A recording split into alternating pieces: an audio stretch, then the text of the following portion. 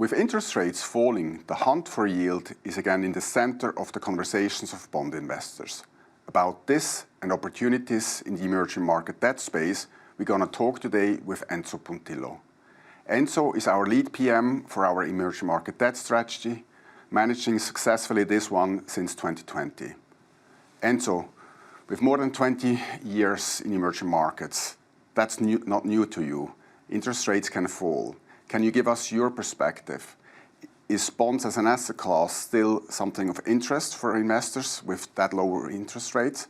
And second, what's the role of emerging market debt?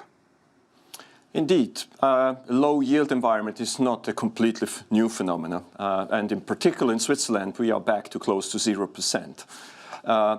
In this environment, I think emerging markets offer an attractive alternative. We are running right now around a yield to maturity of 7.5%. So not only from a return perspective, but also from a diversification perspective, I think emerging markets offer an attractive alternative for a traditional portfolio. Investors interested in emerging markets are confronted with the question whether to allocate either in hard or local currency. Can you share your perspective on that topic? Is that a pure challenge, or is there also a potential for alpha on that topic?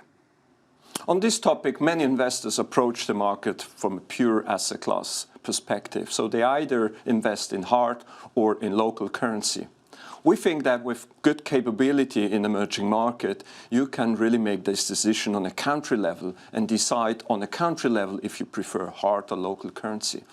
This makes the opportunity set much larger and gives much more opportunity for investors to generate opportunities, return, and therefore also diversification in your portfolio. So it's not an either-or answer, but the right combination. Absolutely.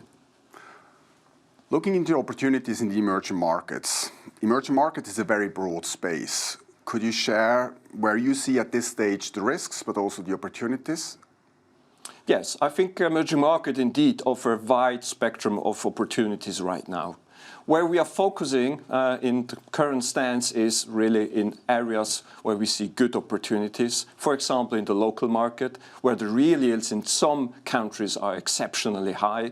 This, for example, in Brazil, where the real yield after inflation is at around 7.5%, or in South Africa, where we're also running a real yield of around 5%, or Indonesia with the similar 5% real yield. Another area where we focus is in hard currency, in the frontier market, more smaller niche markets, where you still find very attractive opportunities and good fundamentals.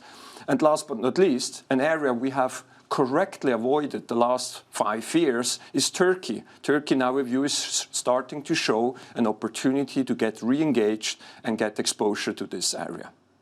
Where we see the risks, I think what we call the triple T. It's trade, tariffs, Trump. That topic will be a topic for the whole 2025 and will increase volatility and also obviously impact returns for the time being. Enzo, many thanks for your insights. I'm looking forward to learn more about the topic during our investment meetings in Zurich, in Bern, in Basel, in Lausanne and Geneva. For institutional investors that are also interested in the topic, there are still some seats available. Please feel free to join us.